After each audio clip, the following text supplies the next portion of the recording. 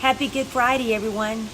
This is the day Jesus gave his life for all of us. I want to tell you about a little bit about the timeline. I know we know it, but it's good to go back and study it a little bit. From 4 a.m. to 6 a.m., Jesus' trial before Caiaphas. 6 a.m. to 8 a.m., Jesus stands before Pilate. Then Pilate sends him to Herod. Then Herod sends him back to Pilate, where he's sentenced to be crucified. 8 to 8:30 a.m., Jesus carries his cross with a man named Simon, who helps him get the cross to Golgotha. At 9 a.m., Jesus is crucified. It says in Mark 15:25, it was the third hour. In the Jewish timeline, the first hour is 6 a.m., so that's where that comes in. 9 o'clock to 9:30 a.m., the soldiers are fighting over Jesus' clothes and dividing them up, and Jesus is looking down, praying for them while they're doing that to him. 9:30 to 11, the soldiers watch over the crucifixion and they mock Jesus. They say, he can't save himself. If you're the Son of God, come down and save yourself. 11 to noon, Jesus speaks from the cross to the thieves, and one accepts him, and he says, today you'll be with me in paradise. Then Jesus looks at John and says, this is your mother, and looks at his mother Mary and says, this is your son. Can you imagine the emotions behind that? Then at noon, a 3-hour darkness descends. That's right now, this hour, upon the land. It says in the Bible, when the 6th hour had come, there was a darkness over the whole land until the 9th hour. Then noon to 3, the earth quakes, the temple curtain is torn, and Jesus thirsts.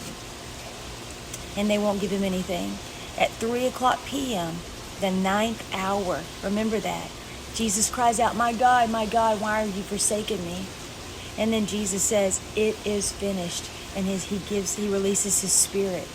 And then Joseph of Arimathea is allowed to get the body, and he goes and buries it with the ladies in the tomb. They seal the tomb. No one has ever got out of a sealed tomb crucified. But Jesus did. He did a miraculous, and it really happened. 1 Peter 3:18 says, for Christ died for sins once and for all, the righteousness for the unrighteous, the righteous for the unrighteous, to bring you to God. He was put to death in the body, but made alive in the spirit. I just can't believe what he did for us. Every year, every time I think about it, I really just can't believe it. I'll never get over it. And the whole time, they're torturing him. He's forgiving them. He's forgiving them. If you don't know Jesus, I want you to know there'll be no one in your life that'll ever love you more. There'll be no one in your life that'll ever do more for you.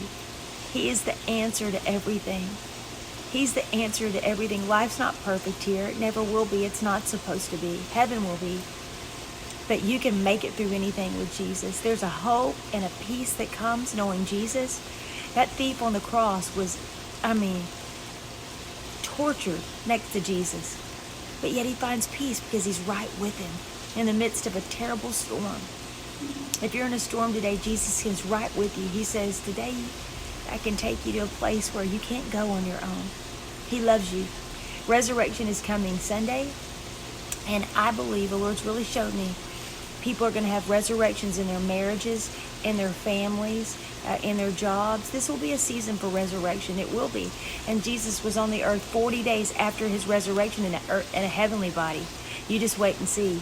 From Sunday to the next 40 days, there's going to be phenomenal resurrections in your life, more than we've seen in many years. God bless you. Jesus loves you. Embrace him today.